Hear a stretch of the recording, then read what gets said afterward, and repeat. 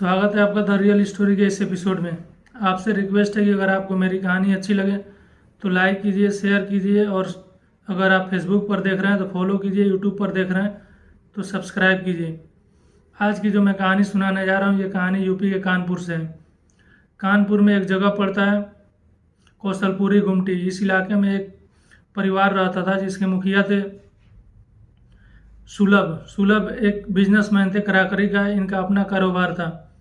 इनकी पत्नी थी जिनका नाम था अंजना। इनके अलावा इनके परिवार में दो बच्चे थे, एक का नाम था अयान जिसकी उम्र तकरीबन 11 साल होगी और एक का नाम था नभ जिसकी उम्र 5 साल थी। 22 दिसंबर को ये अंजना एक दिन अचानक 22 दिसंबर को संदिग्ध हालत में गायब हो जाती हैं। अब जब वो गायब होती है तो इधर सुलभ अपने आस पड़ोस में इधर उधर तलाश करता है लेकिन कहीं से कोई जानकारी नहीं मिलती। अंजना नहीं मिलती है। फिर वो थक हार कर अपने ससुराल वालों को फ़ोन करता है और बताता है कि अंजना मिल नहीं रही है और गायब है। काफ़ी ढूंढा तलाशा लेकिन कहीं से कुछ पता नहीं चला। अब इधर अंजना के मायके वाले भी उसकी तलाश करते हैं लेकिन उन्हें भी कहीं से कुछ जानकारी नहीं मिलती और अंजना नहीं मिलती है। फिर अगले दिन यानी 23 दिसंबर को अंजना की बहन बबली अपने नज़दीकी पुलिस स्टेशन नज़ीराबाद जाती है और वहाँ जाकर रिपोर्ट दर्ज कराती है और कहती है कि मेरी बहन जिसका नाम अंजना है वो 22 दिसंबर से ही गायब है और मुझे शक है कि उसकी हत्या कर दी गई है और हत्या करने वाला कोई और नहीं बल्कि सुलभ ही है जो अंजना का पति है। पुलिस कहती है कि आपको ऐसा क्यों लग रहा है, तो वो बताती है कि सुलभ एक लड़की से बात करता था और इस बात करने को लेकर उसके घर में हमेशा इस बात को लेकर झगड़ा होता रहता था। तो पुलिस कहती है कि ऐसा कुछ नहीं है, आप अपने घर जाइए, वो कहीं नाराज़ होकर चली गई होगी, हो सकता है 1-2 दिन में वापस आ जाएगी। पुलिस इस बात को उतना सीरियसली नहीं लेती। फिर जब सुलभ को पता चलता है कि बबली गई थी पुलिस स्टेशन रिपोर्ट दर्ज कराने, तो वो भी अपने नज़दीकी पुलिस स्टेशन जाता है और वो भी वहाँ जाकर रिपोर्ट दर्ज कराता है और बताता है कि उसकी पत्नी 22 दिसंबर से ही गायब है लेकिन काफ़ी ढूंढा मिली नहीं। पुलिस वहाँ भी उससे वही बात कहती है कि कहीं नाराज़ होकर चली गई होगी और 1-2 दिन में वापस आ जाएगी। फिर कुछ समय बीतता है, तभी वहाँ एक नहर था, पनकी नहर। उस नहर से एक महिला का लाश मिलता है। जब ये लाश मिलती है तो पुलिस को कुछ दिन पहले की बात याद आती है जो रिपोर्ट दर्ज कराई गई थी एक महिला के गुम होने का। फिर पुलिस जिसने उस रिपोर्ट को दर्ज कराया था बबली और बबली के परिवार वालों को बुलाती है और पहचान कराती है। तो बबली पहचान लेती है कि हाँ ये उसकी बहन ही है। फिर उस लाश को पोस्टमार्टम के लिए भेज दिया जाता है। फिर अब पुलिस इसकी जांच करती है कि आखिर नहर में कैसे आया, कहीं ऐसा तो नहीं कि किसी ने मार कर फेंका हो या अंजना ने खुदकुशी कर लिया हो।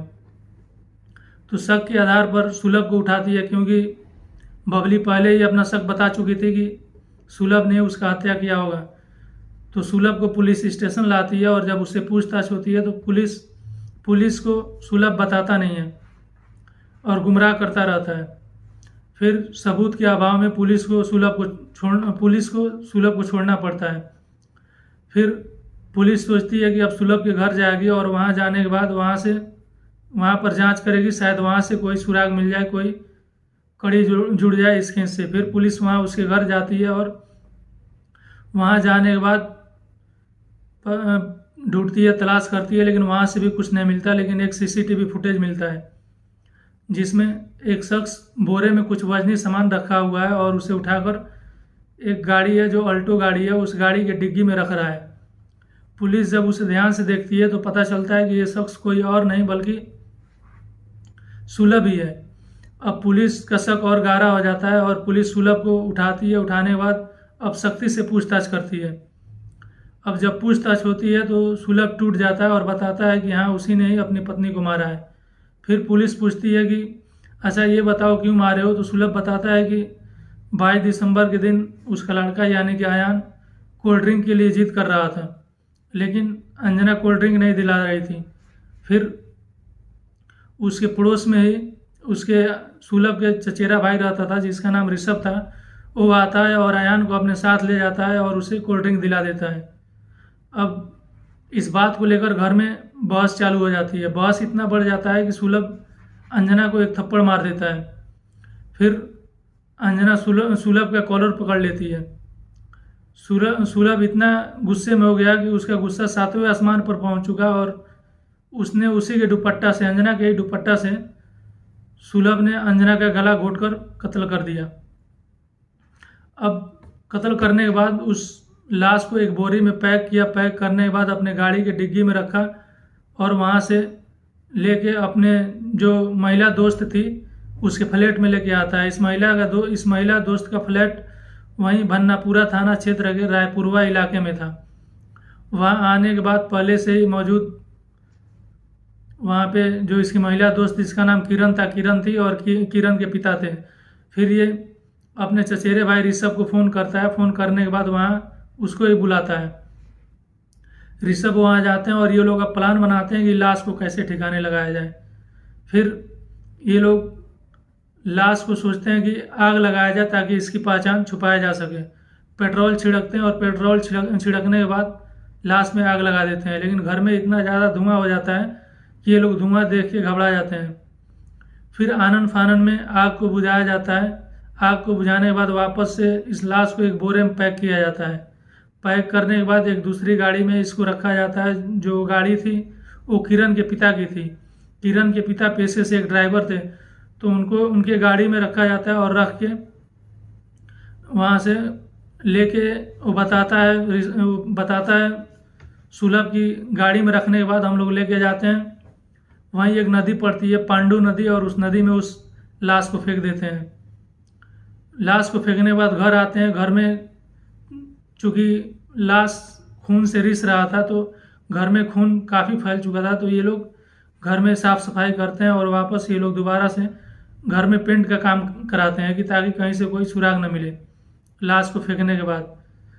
लेकिन पुलिस चौंक जाती है। चौंकती इसलिए है कि जो महिला की लाश मिली थी वो लाश पनकी नहर से मिली थी और ये जो लाश बता रहा है ये पांडु नदी में बता रहा है कि उस नदी में लाश फेंका है हमने।